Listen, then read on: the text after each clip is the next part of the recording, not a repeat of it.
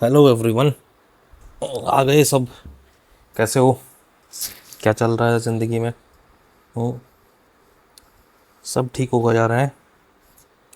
तो हम लोग पढ़ रहे थे एंशियंट हिस्ट्री, सेकंड चैप्टर कर रहे थे। इसके अंदर ये इसका लास्ट सेक्शन बचता है, इसको हम लोग कंप्लीट करेंगे। आर एस शर्मा सर वाली ये बुक है, एंशियंट हिस्ट्री पुरानी वाली एनसीईआरटी। ठीक है, कोई दिक्कत वाली बात? कोई दिक्कत वाली बात नहीं होनी चाहिए। देखो इस चैप्टर में हमने क्या क्या पढ़ लिया, इस चीज़ को देख लो एक बार। इस चैप्टर में हमने देखा है कि this is the name of the chapter, modern historians of the ancient India. अभी कोई भाइयों कह रहा होगा कि यार सर कि क्या कर रखा है, दिस इज़ वेरी ऐसा ऐसा पीडीएफ में मज़ा नहीं आ रहा। भाई ये पीडीएफ जो है ये मेरी बुक का है, मैं हर बार बता देता हूँ। खैर, तो उसमें मैंने अंडरलाइन कर रखी थी, तो ये इस वजह से ऐसा है। ठीक है, हमने क्या पढ़ लिया, हमने वेस्टर्न जो राइटर्स थे उनके बारे में पढ़ा, हमने इंडियन राइटर्स के बारे में पढ़ा, हमने नेशनलिस्ट अप्रोच देखी, हमने रीजनल अप्रोच देखी कि हाँ भाई कुछ लोग जो है वो हमारे सिर्फ किसी रीजन के बारे में बात कर रहे हैं, उस रीजन को बड़ा चढ़ा के बता रहे हैं। लेकिन कुछ जो है वो पूरा नेशनल लेवल पर हिस्ट्री को देखेंगे कि हाँ भाई इंडिया इज़ अ कंट्री।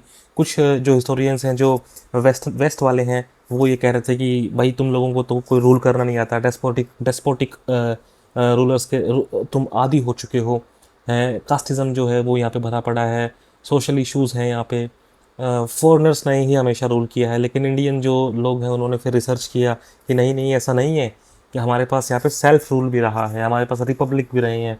ठीक है, रिपब्लिक कहाँ रहे हैं, जैसे हमारे पास फुटिंग ऑफ हिमालयाज़ के अंदर रिपब्लिक्स रहे हैं। तो ये सब चीज़ें हमने देखी। अब आता है shift to non political history. अब नॉन पॉलिटिकल हिस्ट्री के बारे में बात करने की कोशिश करेंगे हम लोग कि हमारे जो द ब्रिटिश हिस्टोरियन पेन का कलर आप लोग मुझे बता दिया करो, वही कलर अपन लोग यूज़ कर लेंगे। I am totally always confuse in इस टाइप की चीज़ों में। खैर, देखो एक बात और, मैं ये आशा करता हूँ, आई होप, आशा, कि you guys are reading the book. अभी साथ पढ़ो, इसके बाद एक बार रीडिंग फिर करना। ठीक है, बुक कंप्लीट होने के बाद एक बार ज़रूर से मॉक लगाना। Mock is must.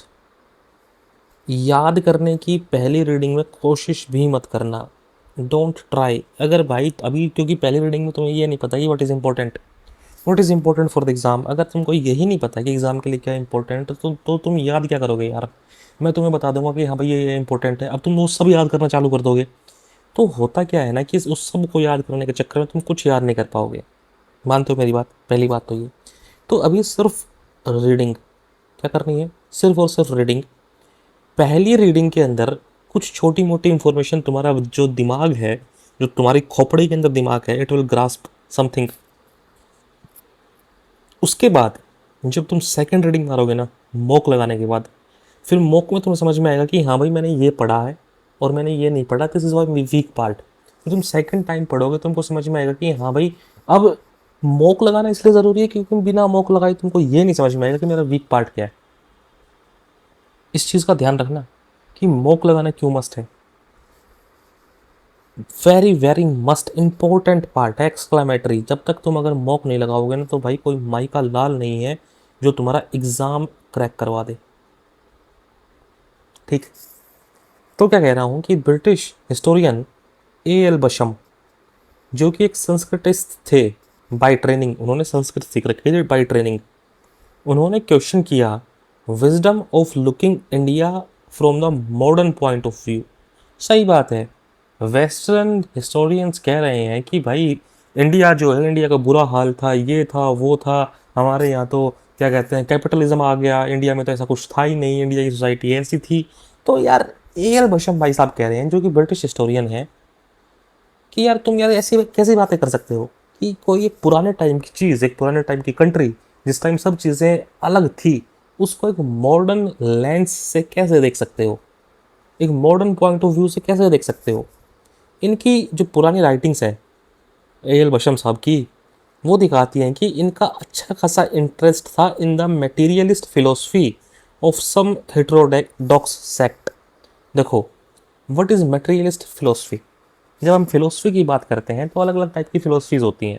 अब जो फिलोसफी मटेरियल में बिलीव करती है, मैटर में बिलीव करती है, जो फिलोसफी ये कहती है कि जो धरती पे अभी है वही सच है, जो हमको नहीं दिख रहा ना वो कुछ है ही नहीं।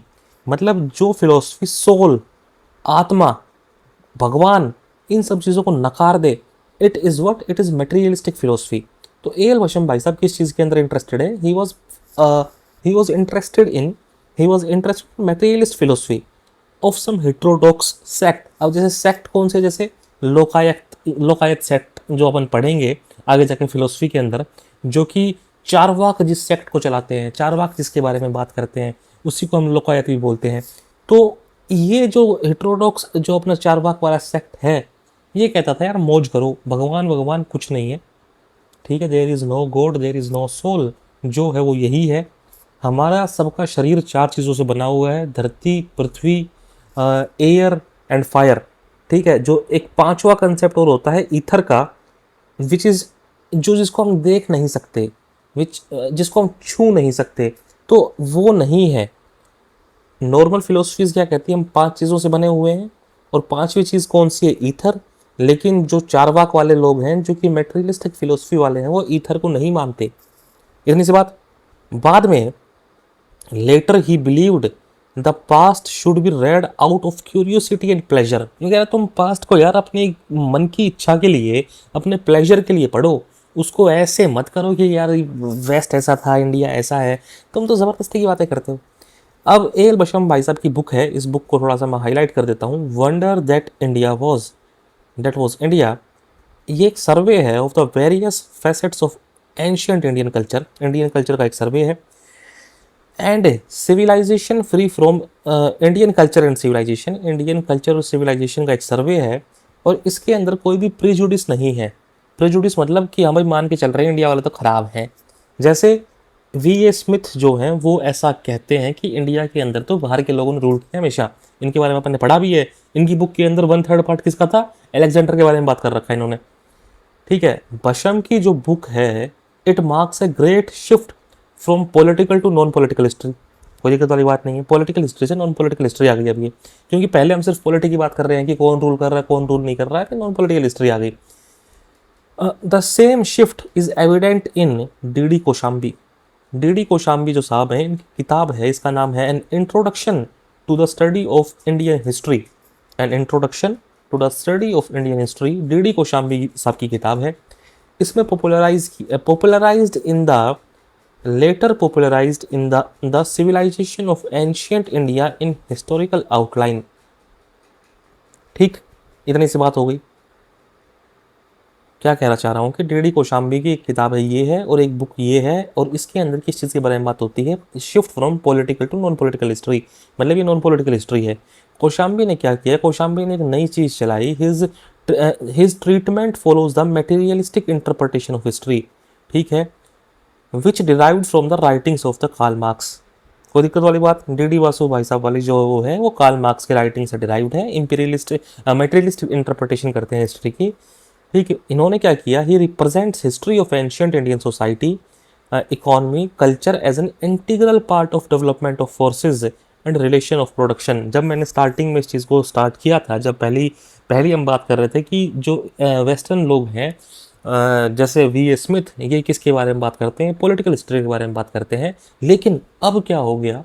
अब जो ये हैं अपने पास कोशाम्बी साहब, ये कर रहे हैं इकोनॉमिक हिस्ट्री की बात, इंडियन सोसाइटी की बात, इंडियन कल्चर की बात, ये हर चीज़ को लेके चल रहे हैं, ठीक। अब कोशाम्बी साहब ने क्या किया? हिज फर्स्ट सर्वे बुक,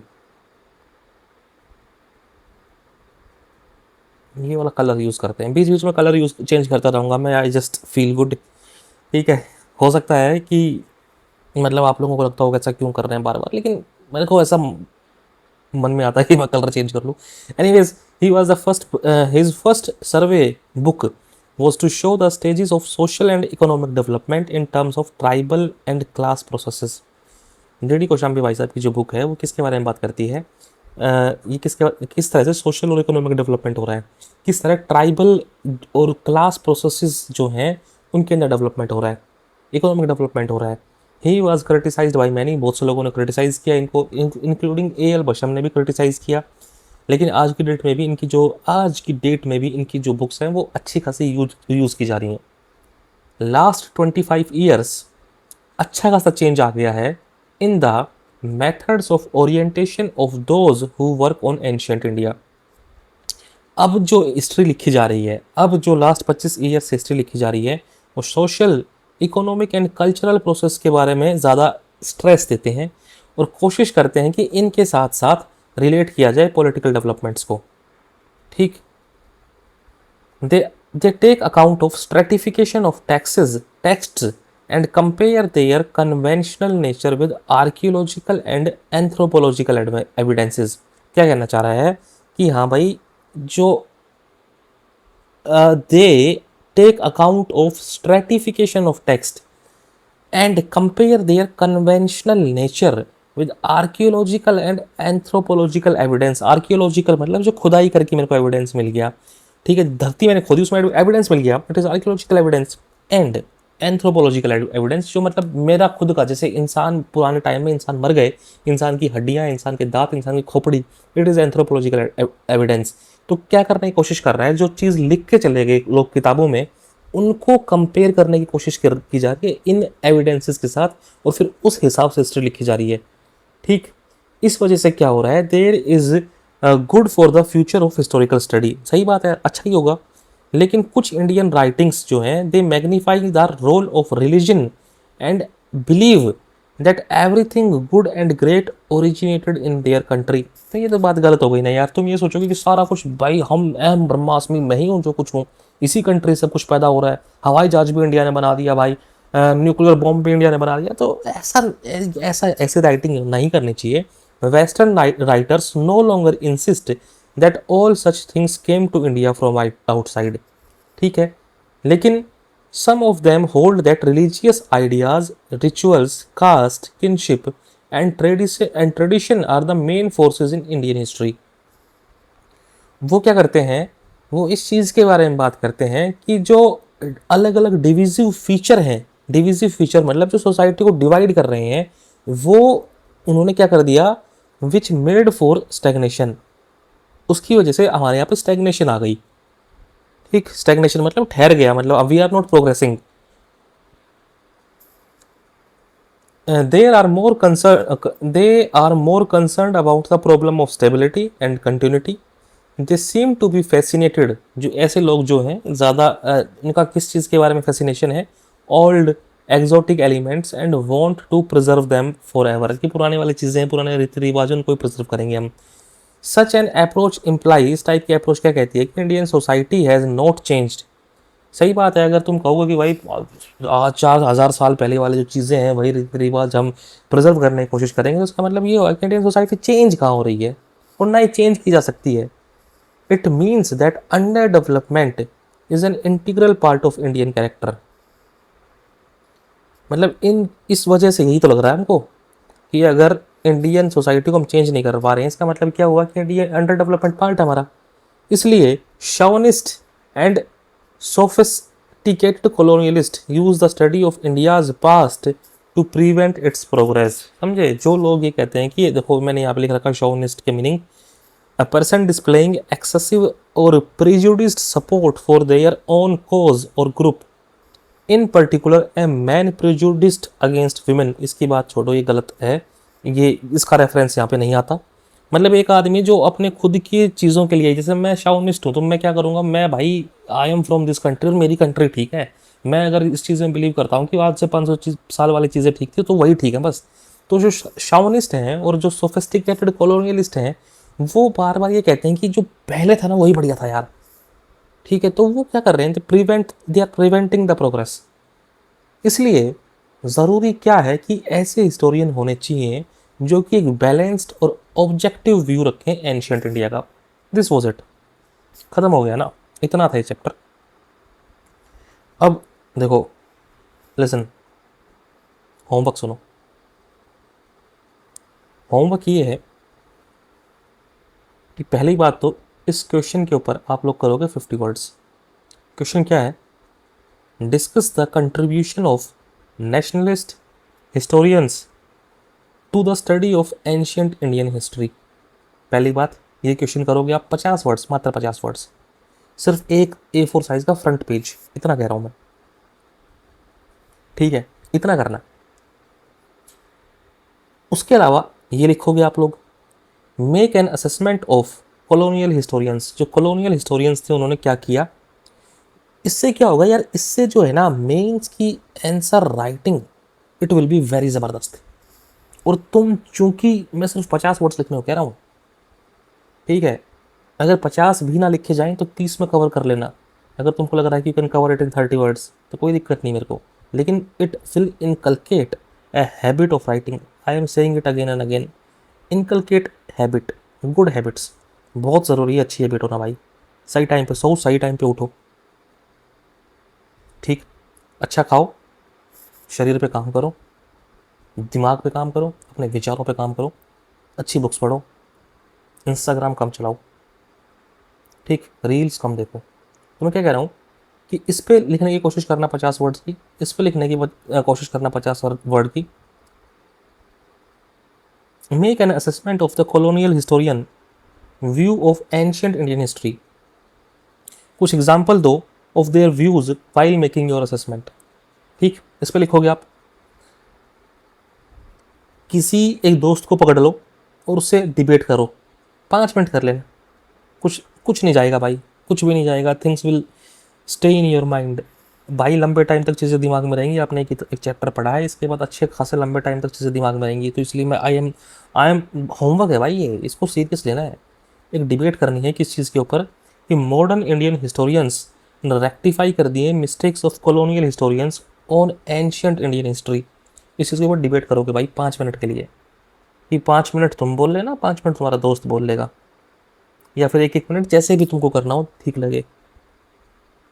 ठीक, explain the meaning of following terms and concept. कौन कौन से, इंडोलॉजिकल स्टडी क्या होती है, संस्कृतिस्ट क्या होते हैं, forces and relation of production. इसको तो तुम अभी समझ में आ गया होगा, इसको लिखने की ज़रूरत नहीं है, लेकिन इन दोनों के ऊपर लिखना है।